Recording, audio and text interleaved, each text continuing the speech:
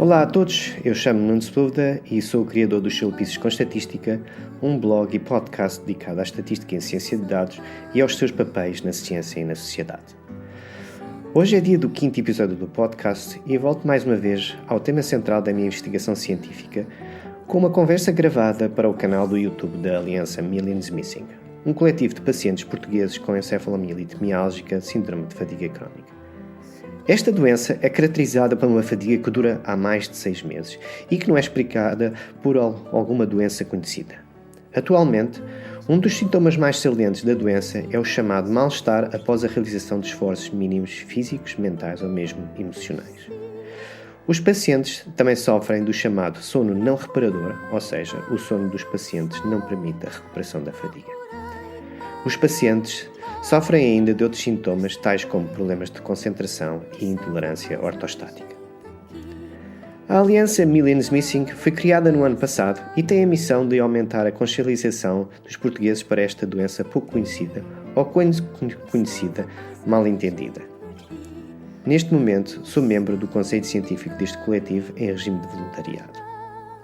A Aliança Millions Missing tem um canal do YouTube com vários talk shows com médicos portugueses e estrangeiros que falam sobre a doença. Aconselho a todos aqueles interessados nesta doença ou noutras fatigantes, tais como a Covid longa, a darem um salto ao canal do YouTube da Aliança Millions Missing, cujo endereço se encontra na caixa de descrição deste episódio. A conversa foi conduzida pela enfermeira Carolina Santos, ela própria diagnosticada com a doença, estando agora a estudar medicina, desafiando a sua própria condição. A conversa durou cerca de 1 hora e começou com a pergunta da Carolina sobre o que gerou o meu interesse na doença. Falámos de seguida sobre a rede Euromin, rede essa dedicada à investigação da doença na Europa, tendo sido financiada pela União Europeia através de uma ação COST. Se quiserem saber mais sobre esta rede e suas atividades, podem encontrar o endereço do sítio da Euromin na descrição deste episódio. Nesse sítio, podem encontrar várias publicações acerca da doença, nomeadamente um folhetim em português sobre os fatos mais salientes da doença e um artigo com as recomendações para o seu diagnóstico e tratamento. Falamos também dos desafios de financiamento da investigação científica na doença, nomeadamente o problema de competição aberta para o acesso a financiamento, onde projetos em doenças mais comuns tendem a receber financiamento em detrimento de doenças menos conhecidas, como é o caso da encefalomielite miálgica, síndrome de fadiga crónica. Abordámos o tema de diagnóstico e incoerência existente entre a classificação da doença no Sistema Nacional de Saúde português e a classificação sugerida pela Organização Mundial da Saúde. Mais concretamente, a encefalomielite miálgica, síndrome de fadiga crónica, está classificada dentro das doenças reumáticas de acordo com o Plano Nacional de 2007 de luta contra essas doenças. Por sua vez, a doença está dentro das doenças do sistema nervoso de acordo com a Organização Mundial da Saúde. Discutimos ainda algumas soluções para melhorar o diagnóstico da doença, tal como criar uma norma oficial para o diagnóstico e tratamento que pudesse vigorar em todo o Sistema Nacional de Saúde português. Por fim, a Carolina fez-me algumas perguntas de pacientes membros da Aliança Millions Missing. Espero que achem este episódio interessante e informativo e, se quiserem ajudar a Aliança Millions Missing na sua missão, então partilhem este episódio com um familiar ou amigo. Antes de deixar com o episódio, eu queria agradecer a Joana Serra Hoffman e a Alexandra Benítez da Aliança Millions Missing que me convidaram para esta conversa e ajudaram na gravação da mesma. Vamos então à conversa de hoje com a Carolina Santos. Então, olá, bom dia, Dr. Nuno, professor Nuno Sepúlveda. Temos connosco hoje o professor Nuno, que trabalha no Centro de Estatística da Universidade de Lisboa. É também professor no Departamento de Matemática e Ciências Informáticas da Universidade de Varsóvia e faz parte do Conselho Nacional Científico em encefalomielite miálgica, Covid longo e outras doenças virais fatigantes. Muito obrigada pela sua presença. Tá? Muito obrigado, eu. É um prazer tê-lo aqui. E vamos começar então aqui o nosso talk show. Vai ser assim uma coisa mais informal, em que vamos ter assim uma conversa. E gostava de começar a perguntar como é que despertou o seu interesse na encefalomielite miálgica. Bem, esta é uma história longa que eu vou tentar encurtá-la, mas tudo começou quando eu estava a trabalhar na London School of Hygiene and Tropical Medicine, em que tive que trabalhar para o grupo Cure Me, que é no fundo o grupo curador do biobanco da MCFS no Reino Unido, que me pediu para eu fazer umas análises estatísticas exatamente dos dados do biobanco. Por isso eu trabalhei, digamos, como estatístico por uns quantos meses para o Cure Me. Uh, Fiquei interessado na doença. A professora Eliana Lacerda, naquela altura, tinha submetido uma candidatura para uma cost action que, no fundo, deu origem à rede europeia da MICFS, a rede Euromin, e ela, às 2 por 3, disse-me que havia a possibilidade de incluir um representante português na rede. Eu comecei a ir às reuniões da rede, conheci muita gente, comecei a inteirar-me pela doença, mas o interesse numa das reuniões, são aqueles pequenos acasos da vida que, quando estava-me a dirigir para a reunião de Bucareste, eu tinha recebido uma revista de Nature em que falava sobre as células T reguladoras, são células do sistema imunitário muito particulares, que no fundo estão relacionadas com a autoimunidade e células T reguladoras e o papel da disfunção mitocondrial. E estas duas palavras, estes dois termos, células T reguladoras e sim, a disfunção mitocondrial, foram duas coisas que sonaram na minha cabeça, porque primeiro, as células T reguladoras foram parte do meu doutoramento em imunologia teórica, e depois a disfunção mitocondrial era um dos termos que eu tinha ouvido falar dentro digamos, da rede. E nessa, digamos, comecei a ler um pouco mais, com mais detalhe, a literatura de síndrome de fadiga crónica, e percebi que havia ligações, principalmente à autoimunidade, que estavam relacionadas com o meu doutoramento. E foi por aí que eu entrei verdadeiramente na investigação da MICFS. Incrível. Uhum. Como tudo se ligou, tanto a parte do seu Sim, doutoramento como depois de uma revista, tudo fez sentido. sim, Que falou sim, é de quê? exatamente. A questão aqui é exatamente que a gente tem que fazer conexões, e mais ainda nesta doença, fazer conexões de coisas que parecem estar desconectadas. E exatamente, uma das coisas que digamos, me chamou a atenção em relação à MCFS é que havia um género de contrassenso diziam que havia uma autoimunidade, uma componente autoimune da doença, mas quando ia-se ver, por exemplo, a proporção de células T reguladoras, elas estavam aumentadas, ou seja, exatamente aquilo que não era expectável. E por isso o que eu fui fazer foi tentar, com os modelos matemáticos que tinha desenvolvido no doutoramento, tentar ver por que razão é que isso poderia acontecer. Ou seja, uma coisa que parece que não tinha nada a ver uma coisa com a outra, começou-se a ligar. E foi por aí, foi por essa parte mais de investigação, de tentar conectar pontos que à partida não estavam conectados. Incrível. Já começou aqui a falar um bocadinho da Euromin. Se pudesse desenvolver um bocadinho, quais são os recursos disponíveis que a Euromin tem, um bocadinho sobre isto. Este Sabe? papel pioneiro. Sim. Eu não tive digamos, na submissão desta cost action desde o início. Eh, o Euromin, e isso é bom enfatizar isto, o Euromin era uma cost action, ou seja, não era uma rede europeia que recebeu financiamento digamos, da União Europeia para fazer determinado tipo de tarefas, nomeadamente em termos de epidemiologia, em termos de diagnóstico, em termos de guias de tratamento, em termos de melhorar o reconhecimento da doença. Isto eram os objetivos digamos, da cost action, que depois, infelizmente, a cost action teve financiamento, acabou o financiamento, e a rede, por um bocado de tristeza minha, a rede deixou de existir. Ou seja, o que se manteve foram só as colaborações que, no fundo, foram estabelecidas durante a rede. A rede em si, em particular, era constituída por vários work packages, ou pacotes de trabalho, em que havia uma componente, um grupo de epidemiologia, que no fundo eu sou mais virado para a área da matemática, foi o grupo em que me inseri e inseri-me já quando digamos, o Euromin já estava a decorrer, ou seja, entrei como um país que não estava representado, como Portugal, e depois tinha outros grupos, um exatamente de biomarcador, guias de tratamento e diagnóstico, impacto socioeconómico, treino e, e a última acho que era a ligação a pacientes. Ou seja, cada uma destas work packages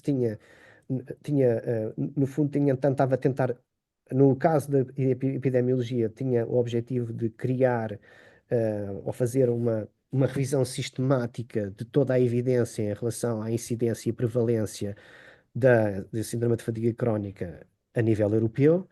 No caso da biomarcadora, era exatamente, o grupo de biomarcadores era tentar fazer uma revisão também bibliográfica de todos os biomarcadores que existiam ou que tinham sido publicados nos últimos anos a nível europeu também. O parte de diagnóstico e de tratamento era, no fundo, tentar arranjar ou fazer uma documentação que standardizasse a parte do diagnóstico e a parte de tratamento, e que isso foi conseguido.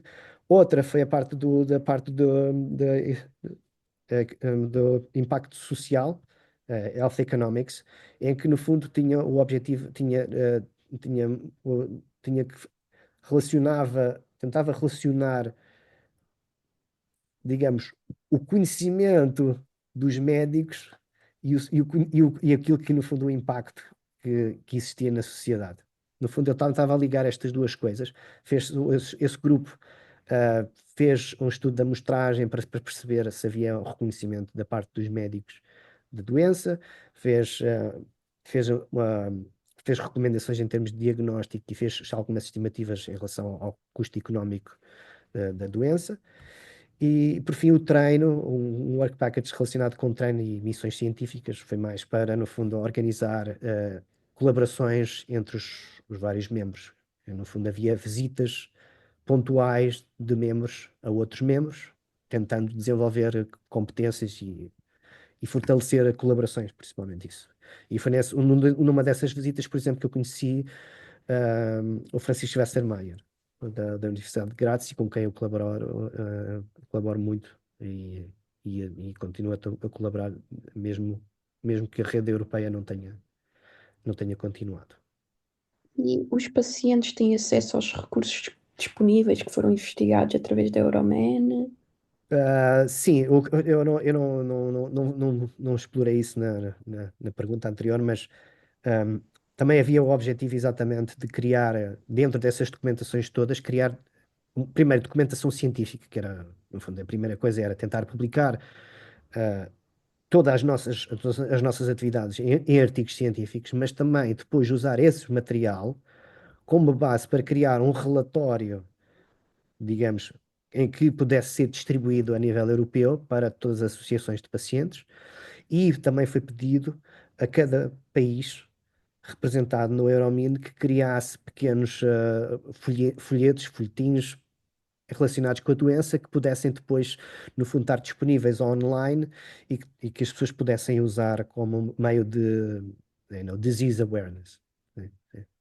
Então as pessoas têm acesso, procurarem na internet, acesso a esses folhetos. Sim, sim. Embora a rede esteja desativada, o website continua a estar ativo e todo o material que eu falei está disponível lá, desde as publicações, desde o relatório e dos folhetins, em várias línguas. Boa, E perfeito. eu fiz a tradução, o folhetim foi formalmente feito em inglês, em primeiro lugar, e depois foram pedidos para fazerem as traduções para cada país representado. Boa. E agora falando aqui um bocadinho do futuro da investigação, das políticas públicas em Portugal, como é que acha que estamos nesta área? O que é que falta evoluir? Em termos de investigação, isto é uma coisa, um problema. Eu acho que todas as doenças queixam-se que não têm financiamento, não é? E eu acho que, em particular, a encefalomialgia e a síndrome de fadiga crónica têm um problema, eu não vou dizer crónico, mas que é um caso quase uma redundância, eh, mas há um problema primeiro, de reconhecimento e, e mesmo de crença de que esta doença existe.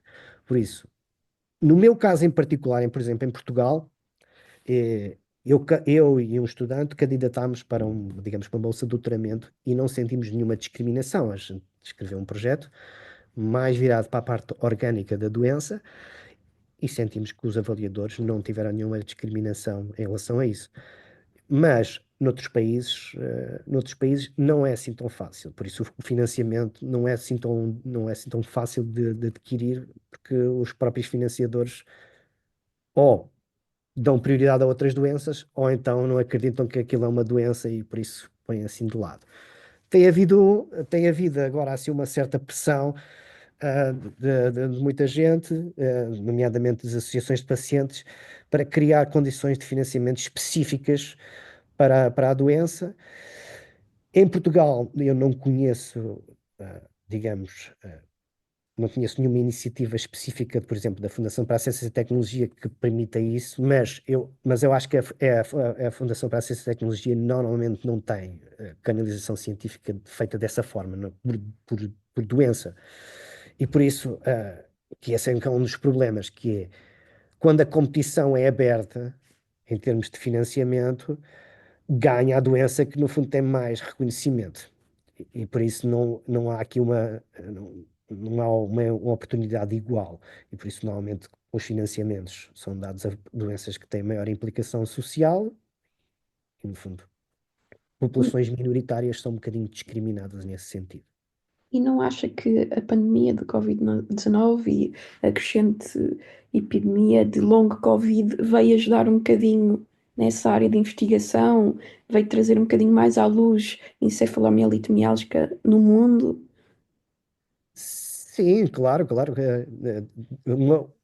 Uma das coisas que é saliente na Covid longa é que alguns pacientes, no fundo satisfazem os critérios de consenso de diagnóstico da encefalomialgia miálgica, síndrome de fadiga crónica. E nesse aspecto, como a pandemia tocou a milhões de pessoas, também o número de casos aumentou exponencialmente. E por isso, à partida, isso criou condições para que pelo menos haja um maior reconhecimento. Infelizmente, e agora digo eu assim, o que está a ser feito a nível internacional é que eh, poucas, poucas, poucas lições foram tiradas da literatura da encefalomialgia miálgica síndrome de fadiga crónica quando se faz estudos em Covid longa. Por isso está-se a cair nos mesmos problemas. Definição da doença, diagnóstico, depois de tratamento, tudo isso. E por isso eu acho que é uma oportunidade, mas eu não estou assim tão otimista que a investigação vai dar assim tantos frutos, porque eu vejo os mesmos problemas a serem repetidos, mas agora sob o nome de Covid longa. E eu acho que não houve, pensei que houvesse uma aproximação muito maior entre os investigadores de Covid longa aos investigadores de encefalomialgia miálgica de síndrome de fadiga crónica. Eu não vejo isso. Vejo os grandes grupos científicos a executarem os seus estudos, mas não vejo nenhum especialista em síndrome de fadiga crónica incluído neles. E por isso eu vejo, digamos, os mesmos problemas a acontecerem. É uma pena porque assim está-se a repetir a investigação, porque há coisas tão valiosas na encefalomielite miálgica que são fundamentais na investigação de long Covid. Claro, claro. E uma das questões, exatamente, que tem sido foi muito discutido dentro do Euromina, no fundo, era qual é a definição da doença, não é? E a partir do momento, pelo menos no Euromin, fez, pelo menos votou dois critérios que eram fundamentais de diagnóstico, que era do centro da CDC, e do critério de consenso de canadiano, em que tem determinadas características e este é a nossa, digamos, o nosso consenso. E quando vamos para o long Covid, a investigação que a gente faz, não se consegue perceber o que é que as pessoas estão a fazer. Porque, no fundo, eles não têm um critério bastante amplo e isso dá asa que qualquer pessoa, no fundo, faça a definição da doença de acordo com aquilo que lhe apetece. E por isso, no fundo, chega-se ao fim, a gente quer comparar a literatura e a literatura não é comparável, porque o recrutamento dos pacientes foi feito determinados critérios, nomeadamente de sintomas, mas depois um estudo é feito com um determinado critério de sintomas, o outro é feito com outro critério de sintomas e depois queremos comparar os estudos para, no fundo, que esse é que é verdadeiramente o passo seguinte da investigação científica, é compilar a evidência científica para depois fazer, no fundo, desenvolver melhores tratamentos.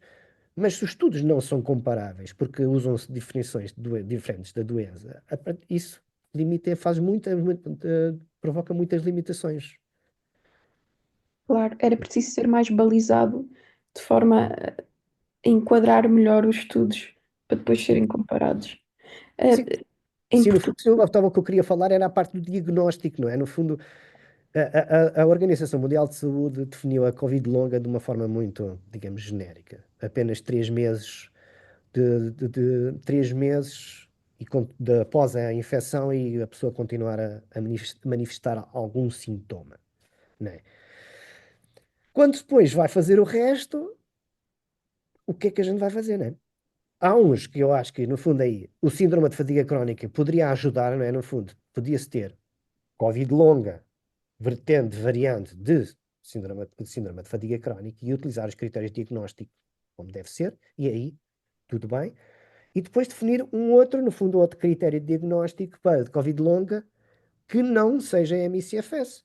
E, no fundo, quando os estudos fossem reportados, houvesse essa estratificação dos próprios pacientes. Mas como eles agora estão todos misturados, uma pessoa consegue, é muito difícil de uma pessoa conseguir ver o que é que está a acontecer. seria então fundamental que houvessem políticas públicas que dessem essa balização aos médicos para que a nível diagnóstico houvesse essa diferenciação entre Covid longa, a parte de MI/CFS e Covid longa, por exemplo, a parte mais respiratória das pessoas que estiveram internadas em cuidados intensivos, Sim, etc. sim, sim, Um, sim. Sim, no em- fundo, isso é o que seria bom, era exatamente haver grupos de consenso que, no fundo, pudesse, de alguma forma, padronizar os diagnósticos. Que isso é o que é fundamental, na parte científica, né? Se a gente, uma das questões fundamentais em ciência é os estudos serem repetíveis ou replicáveis, né? E nesse aspecto, se nós temos uma ferramenta de diagnóstico que no fundo padroniza os pacientes de alguma forma. No fundo, isso ajuda depois de que um estudo feito, digamos, em Portugal, seja comparável com um estudo feito na Espanha. E aí, ao tentar, no fundo, agregar essa evidência científica de dois países distintos, né, a gente consiga, no fundo, melhorar o conhecimento da doença. É nesse sentido que no fundo, a parte de consenso é fundamental. Não é? É isso mesmo. E é muito interessante pensar naquilo que disse sobre a diferença que há, a separação que há entre a parte do Covid e da encefalomielite mialgica, porque os doentes também sentem isso, e é por isso que na nossa primeira conferência tentámos abordar as duas doenças com nexos de causalidade, explorar exemplos e tentar aqui fomentar um bocadinho a colaboração e a aprendizagem, porque só assim é que acho que ambas as doenças se vão desenvolver a nível de conhecimento. Acho que foi incrível a primeira conferência para isso. Sim, sim, sim, sim, sim, mas é exatamente, as pessoas não podem, não se podemos, é que nós não podemos confundir Covid longa com síndrome de fadiga crónica ou vice-versa, não é? O que é um facto é que o síndrome de fadiga crónica é desencadeado, em maior parte dos casos, por infecções, e por isso é natural, para quem conhecia a literatura do síndrome de fadiga crónica, que a pandemia de Covid-19 iria provocar um aumento do número de casos de síndrome de fadiga crónica. Mas a gente tem que ver, no fundo, Síndrome de fadiga crónica tem aquela definição, pelo menos consensual. Agora, temos que ver o quê? Dentro destes, o que é que a gente pode fazer? Dentro dos outros que são restantes, o que é que a gente pode fazer, não é? E por isso, as pessoas atualmente, por exemplo, os artigos do. Houve um artigo publicado no JAMA que andou a seguir um cohort chamado Recover. Eles utilizaram, estão a tentar arranjar clusters, mas um dos clusters que eles encontraram dos pacientes é tipicamente MCFS, de síndrome de fadiga crónica. E por isso parece que eles encontraram alguma coisa, digamos, nova, mas quando não é, tem as mesmas características de sintomas. E é nesse aspecto que, no fundo, temos que a parte da Covid-19, da Covid longa e do síndrome de fadiga crónica, no fundo, elas agora podem estar de mãos dadas, mas também temos que saber o que é comum e o que é diferente, não é? Sim, porque só assim é que os doentes vão beneficiar da investigação. Claro. Ah, Exato. Nós já falámos aqui um bocadinho a nível de investigação e passando um bocadinho para a parte das políticas públicas. O que é que está a ser feito em Portugal e o que é que acha que podemos fazer para melhorar as políticas públicas a nível de apoios para doentes, etc. Sim. Bem, primeira coisa, eu vou dizer, eu sou investigador, por isso, em termos de ciências, digamos, de políticas de saúde pública, eu não sou a pessoa mais indicada para falar sobre isso, mas algumas coisas eu posso, no fundo, posso dizer, não é? Há aqui primeiro uma questão que eu acho que, em termos oficiais, que digamos, há uma diferença de classificação da doença em Portugal do que é aquilo que é feito internacionalmente. Em síndrome de fadiga crónica, encefalite miálgica está dentro das doenças reumáticas. Tanto que está descrito no Plano Nacional de Luta contra Doenças Reumáticas. Mas quando vamos à classificação, digamos, da Organização Mundial de Saúde, ela é classificada como uma doença neurológica. E isto tem implicações, porque, principalmente em termos de diagnóstico, porque se vê a síndrome de fadiga crónica como, digamos, uma doença reumática, quem vai fazer digamos, um diagnóstico vai ser um reumatologista. Se nós, digamos, definirmos a doença em termos neurológicos, vai ser um neurologista. E por isso, isto cria, no fundo, em termos de saúde pública, não é? Criam inconsistências. E depois, para além disso, há uma coisa que falta a termos de oficiais, não é? Que é, não há, digamos uma guia de diagnóstico e tratamento dentro do Sistema Nacional de Saúde. Ou seja, está classificada, a classificação existe, mas depois, em termos de diagnóstico e de tratamento, não há guias, não existem guias digamos, de apoio.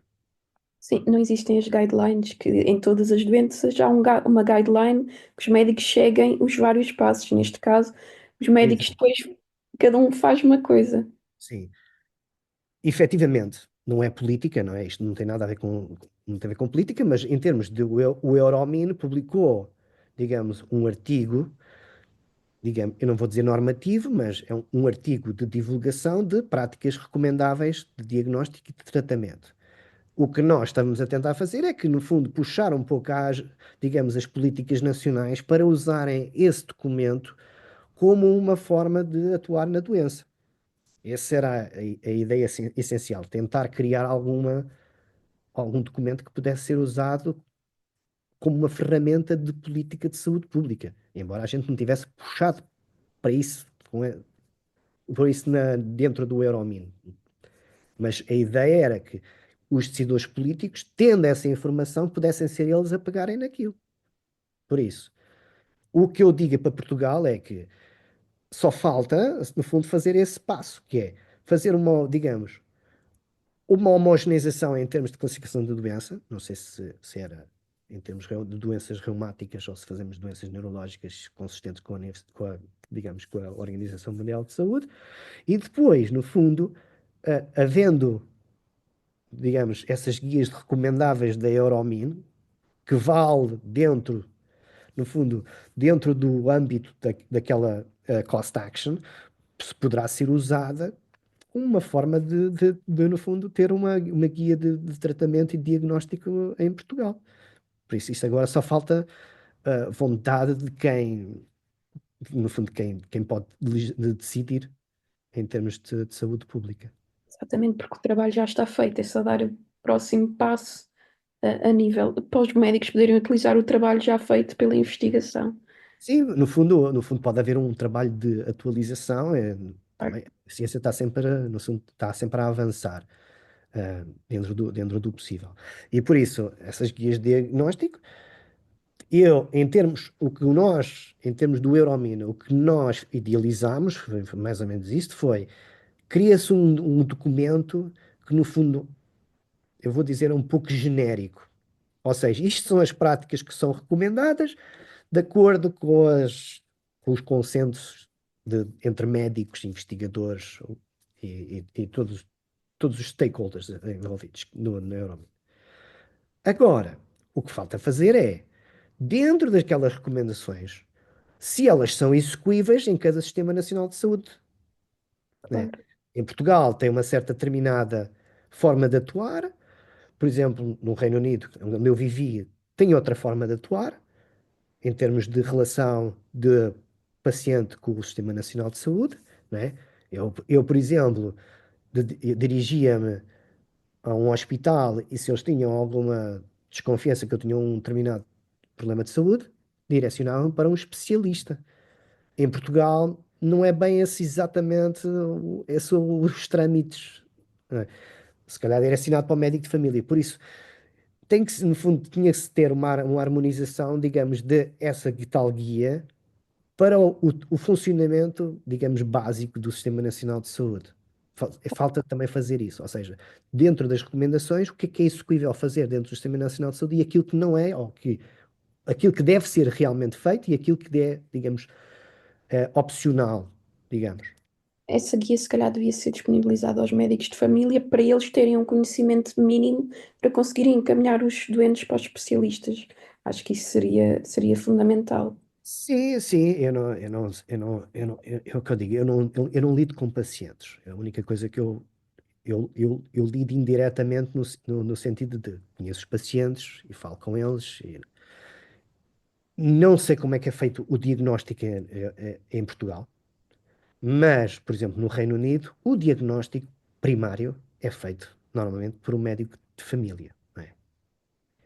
E por isso, porque no fundo o diagnóstico em si, não é? Como tem que se esperar 6 meses para que haja um diagnóstico de síndrome de fadiga crónica e encefalomialgia, temos que esperar pelo menos esses 6 meses. Por isso, não é, digamos, não é o hospital que vai fazer esse diagnóstico, vai ser quem está a seguir esse paciente ao longo, digamos, mês a mês. Vamos. E por isso, em Portugal, eu acho que seria o mais sensato exatamente fazer o médico de família estar habilitado, no fundo, dessas guias de diagnóstico e de tratamento, porque é a pessoa que, no fundo, está a seguir, digamos, uma pessoa que está, digamos, nessas condições que poderá ir para a cronicidade, que possa dar, no fundo, dar o apoio logo desde o início. Eu Exatamente. acho que não serão o staff do hospital, que, ou médicos do hospital que vão fazer um diagnóstico, a não ser que, e agora aí, a não ser que seja um caso de crash que muitos dos pacientes sofrem, né? E aí sim, só por uma questão de curiosidade. Quando eu era representante do português da Euromin, fui contactado uh, pela professora Modra Murovska, que era, digamos, a poderosa chefona da rede, que me tinha sido contactada por uma paciente portuguesa que estava em condições de saúde muito debilitadas e que ela não sabia como é que havia de agir. E por isso ela passou para mim e eu é que tive que passar os contactos. Eu passei o contacto, acho que até passei do contacto do professor Jaime Branco. É. Mas está a ver, estas coisas, a situação aqui, nesse caso aí em particular, poderia ser, no fundo, que o hospital fosse o ponto de referência, né? Porque a pessoa está numa situação muito debilitada, tem que ir para as urgências. Agora, em termos de um diagnóstico atempado. Eu acho que seria ser para o primeiro ponto o primeiro ponto de contacto seria um médico de família. E também achei muito interessante aqui a parte que falou que em Portugal é considerada uma doença reumática, reumatológica, e no estrangeiro é mais vista como uma doença neurológica. E tal Eu, não- até. deixa-me só dizer, o que eu vou dizer é assim, o que eu disse é, o que está escrito em termos de documentação oficial, eu não estou aqui eu só estou a dizer o que é que está na documentação Ah, oficial. Na documentação oficial, a encefalomialgia, a síndrome de fadiga crónica, está no Plano Nacional de Luta contra Doenças Reumáticas. Depois, o que é que os médicos fazem? Isso é outra coisa, né? Porque isto o de facto é muito diferente do que é que está no papel, não é? E depois, em termos de Organização Mundial de Saúde, que é isso que eu estou a dizer, a Organização Mundial de Saúde normalmente ela considera esta doença como uma doença neurológica. É nesse aspecto, só sim. em termos oficiais. Mas Depois, até faz sentido. como é que as coisas evoluem em cada Sistema Nacional de Saúde é que pode ser diferente, não é? Porque, por exemplo, no Reino Unido, eu não sei se, no fundo, ela está dentro da encefalomialgia, a síndrome de fadiga, não está dentro das doenças crónicas, não é? É nesse aspecto que eu queria só esclarecer, não é? A nível de patologia até faz sentido ser mais neurológica, porque a doença é marcada muito pelas disautonomias, e a nível de disautonomia não há nada melhor do que um neurologista para tratar. Mas se calhar aqui o mais importante seria termos hipótese de ter uma consulta multidisciplinar, porque esta doença é uma doença que afeta os vários sistemas, portanto seria indicado termos um neurologista, um reumatologista, um infecciologista, etc. E se calhar, a nível de políticas públicas, seria muito interessante criarmos uma consulta multidisciplinar, como há para outras patologias. Sim, sim. E dentro do Euromine, houve uma discussão exatamente de criar ou de sugerir a criação de centros de referência, em que, no fundo, fazia sentido ter essas consultas multidisciplinares, né?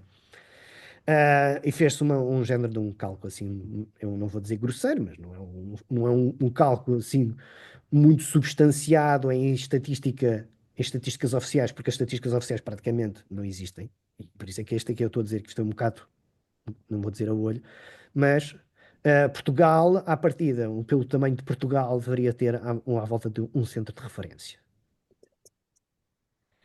No Reino Unido poderia ser dois a três, por exemplo, só em comparação. No fundo, o que eu acho é que, no fundo, havendo centro de referência, tem duas vantagens.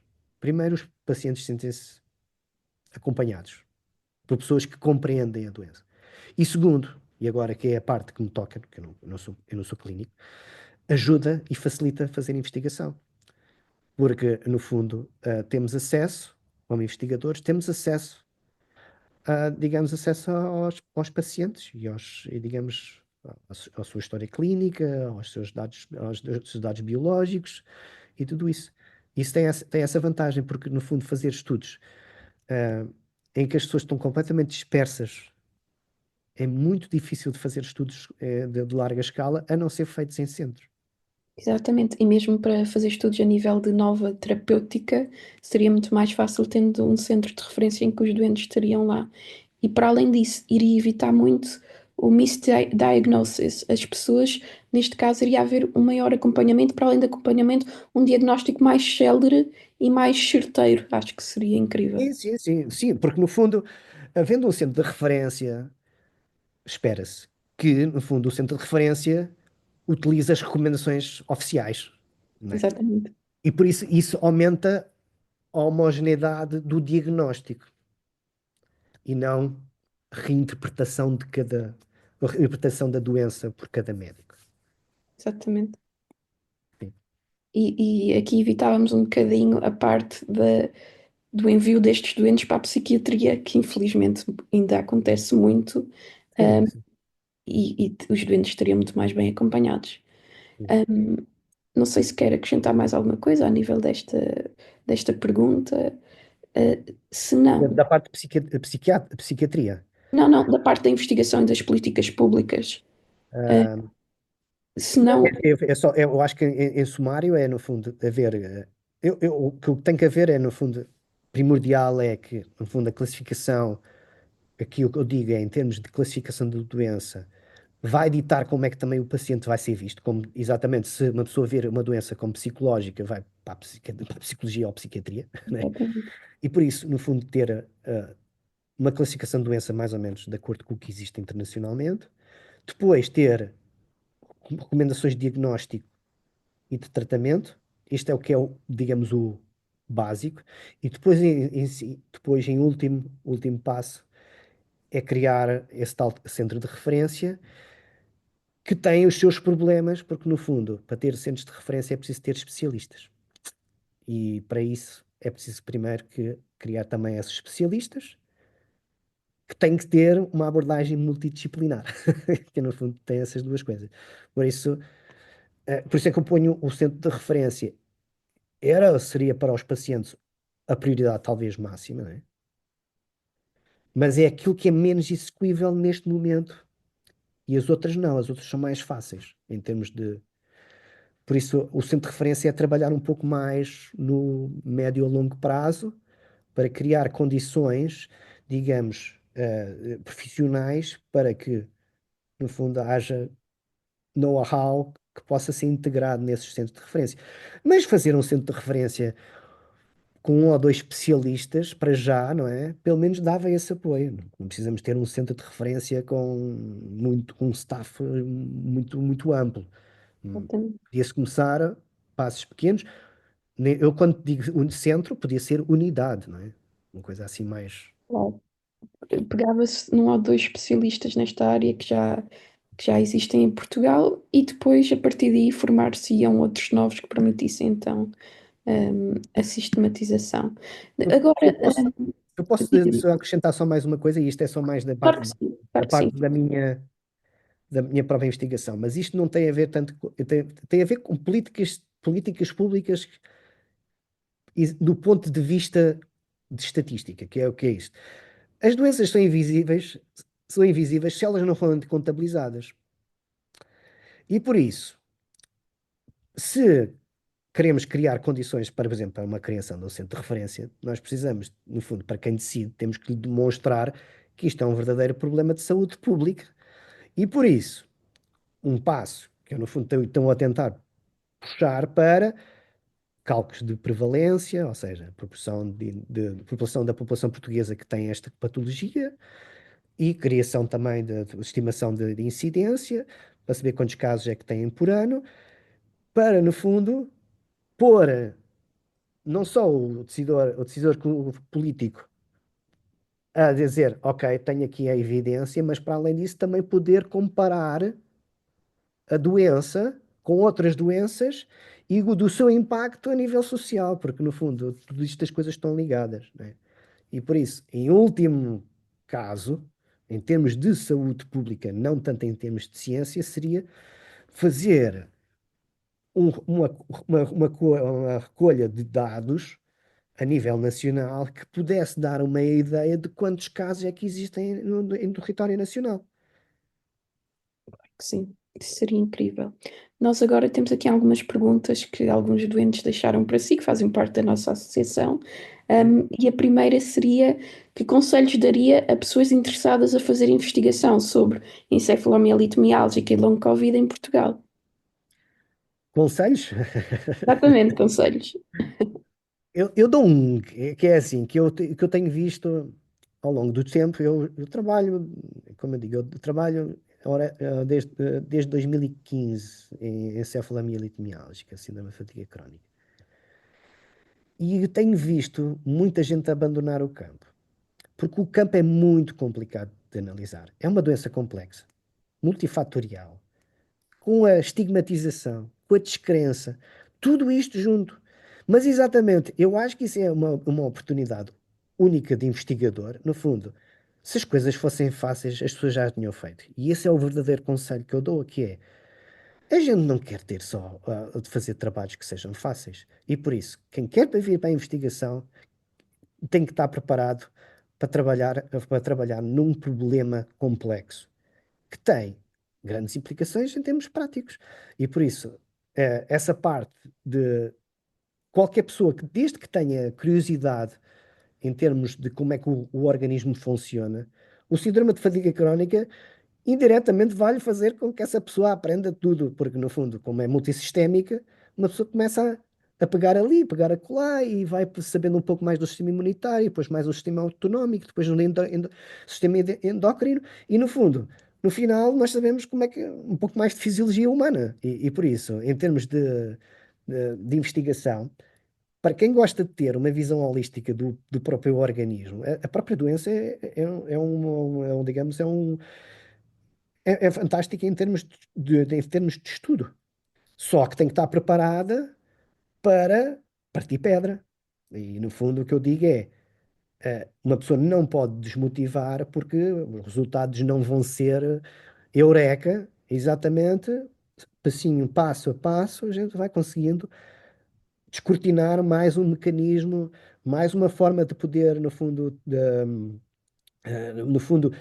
ter uma ideia de que pode atuar ali, criar um ensaio clínico com uma nova droga que, no fundo, permita regular um determinado caminho biológico e só há oportunidades. Mas, Exatamente. mas com todos estes problemas, né? Não é uma doença complexa, multifatorial e que, no fundo, o problema de ser crónico também vem daí, né? A própria cronicidade é um problema em termos de investigação, não é? E há uma coisa que normalmente pouca gente fala, né? Que é qual é que é a própria dinâmica da doença, natural, a dinâmica natural da doença. E, e a maior parte das pessoas pensa que a doença é estável. No fundo, é como se estivesse chegando ali e não evolui, fica lá e já está. E uma das coisas que, por acaso, eu achei bastante interessante das guias de diagnóstico e de tratamento do Euromin e que foi exatamente sugerido pelo professor Luís Nacola, é que o diagnóstico de síndrome de fadiga crónica, encefalomialgia não é um diagnóstico, primeiro para a vida, é a primeira coisa. E segundo, deve ser reavaliado ao longo do tempo para ver se, no fundo, as pessoas, como o organismo vai reagindo, pode ser que ele vá-se parar a um outro, digamos, a uma patologia mais conhecida em que seja mais fácil de atuar. E por isso, na parte de diagnóstico, há uma recomendação também de que o primeiro diagnóstico é de encefalite miálgica, mas depois que deve ser feito um rediagnóstico de acordo com a própria dinâmica da doença. E isso também, a parte da investigação é exatamente saber lidar com essa cronicidade que pode ser volátil e pode, no fundo, dirigir-se para um outro diagnóstico, que não seja esse, o Claro. inicial. E que esta doença tem a parte dos crashes, tem parte de melhoria e a pessoa pode passar de severo a grave e tudo isso tem que ir sendo controlado. E, Faz todo o sim, no sentido. fundo, há uma coisa que eu poucas vezes falo, digamos, nos meus artigos, mas é que, no fundo, síndrome de fadiga crónica, encefalite miálgica, no fundo, cria condições para muitos fatores de risco para outras doenças, não é? Imobilidade, principalmente, não é? Exatamente. E essa parte, no fundo, leva para um outro diagnóstico. É, e é nessa parte que eu acho que eu acho que também leva à parte da descrença da doença, porque no fundo é dizer assim, a gente tem um diagnóstico de síndrome de fatiga crónica, mas reavaliámos passado uns 6 meses. E afinal tem esclerose múltipla. Mas foi por consequência disso, não é? Pela parte inicial, não é? Pode ser que a própria definição da própria doença, não é? No fundo seja mistura de muitas, muitas doenças, mas em baixo grau. E por isso, eu acho que em parte do diagnóstico, a parte do diagnóstico é fundamental, porque no fundo, a parte do mal-estar pós-esforço é aquilo que é realmente específico da síndrome de fadiga crónica. Não há nada mais específico. A fadiga não é específica, mas o PAM, o Post-Exertion Malaise, é uma característica específica. E a maior parte dos pacientes é isso que reporta, que é esse ioiô de energia, não é? Tem um ioiô num dia está bem, passado um dia está mal, e esta parte passa a ser específica. Mas, ao mesmo tempo, não é? Como a imobilidade pode levar a outros problemas vão estar a jusante, não é? Claro. Sim, E aqui a nossa comunidade tem aqui mais uma pergunta. sim. Como é que os doentes podem apoiar os investigadores neste tema? O que é que podem fazer para ajudar? Os pacientes têm feito muito, eu digo muito, eu digo muito. E há uma coisa que eu vou dizer, eu agora vamos falar, pergunto, essa é uma pergunta para pacientes portugueses ou é para pacientes no geral? Pode dizer primeiro no geral e depois em Portugal. Assim temos as duas vertentes. Pronto. Porque vamos fazer assim, em termos gerais, e agora vou falar até de coisas que estou a fazer atualmente, que é, eu estou a avaliar, neste momento estou a avaliar um projeto de investigação, eu estou a dizer, avaliar um projeto, quer dizer que estou a avaliar o financiamento, Ok. do projeto, num projeto holandês. E uma das coisas que eles fazem, que digamos que a agência financiadora holandesa requer, é que os projetos de investigação tenham uma componente muito próxima dos pacientes. Ou seja, o próprio paciente deve sentir que a investigação que está a ser feita está de acordo com aquilo que é, mais ou menos, vou dizer, expectativas. Não é apenas as expectativas do investigador, é as expectativas até da própria comunidade. E por isso, os pacientes podem ajudar no sentido de estarem preparados para participar ativamente num projeto de investigação científica, não como dador de dados, mas como pensador de projetos. Ok? Claro, obviamente, em termos gerais, os pacientes poderão, no fundo, registar-se em plataformas ou biobancos e fornecerem os seus próprios dados, digamos, dados biológicos principalmente, né? E existe já vários biobancos, nomeadamente no Reino Unido, na Holanda, nos Estados Unidos, pelo menos que eu me lembro, há esses três.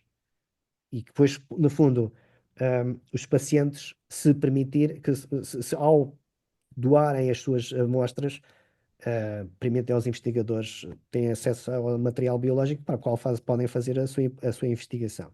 Por isso, isto é o comentário geral. Em Portugal, o que é que os pacientes podem fazer para a investigação? Eu acho que nesta fase o que é mais importante não é tanto a investigação. Eu acho que os pacientes, neste momento, o mais importante de tudo é primeiro saberem quantos é que são e quem é que são. Porque, no fundo, ter uma associação ou estarem agregados em associações é muito mais fácil, no fundo, depois os investigadores não vão contactar em paciente a paciente, contactam estes grupos de contacto, não é? No fundo, e esses grupos de contacto é que depois fazem, digamos, a divulgação dentro da sua comunidade. E por isso eu achava que em Portugal a primeira coisa é pacientes que acham que têm síndrome de fadiga crónica ou que tenham um diagnóstico de síndrome de fadiga crónica e que não tenha sido feito em Portugal, se juntem e criam uma associação, exatamente como esta Aliança Millions Missing. Esse é um passo fundamental. Porque depois, pessoas como eu, não é? Tendo o conhecimento de uma associação, diga assim, eu quero fazer um estudo nos pacientes portugueses.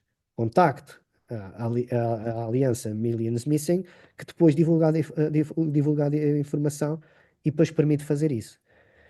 Depois, em termos dos pacientes, o que é que os pacientes podem, não para a investigação, mas podem fazer para a própria, no fundo, é fazerem o que vocês, no fundo, na Aliança Milhões de Missões estão a fazer, que é a criar condições para que a doença tenha maior reconhecimento a nível da sociedade, entrando em contacto com a ordem dos médicos, criando exatamente estes talk shows, fazendo a organização de conferências, tudo quase em regime de voluntariado, não é? E isso também, no fundo, todas estas atividades que são um bocadinho paralelas, são se ajudam sempre a investigação de alguma forma.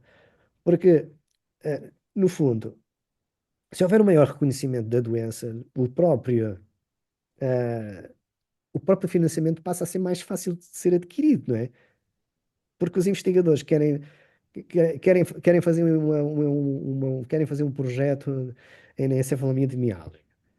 Mas depois, se ninguém sabe o que é e ninguém o reconhece, os investigadores, os próprios, é o que eu digo, as agências financiadoras, se calhar estão um bocadinho relutantes de dar esse dinheiro, não é?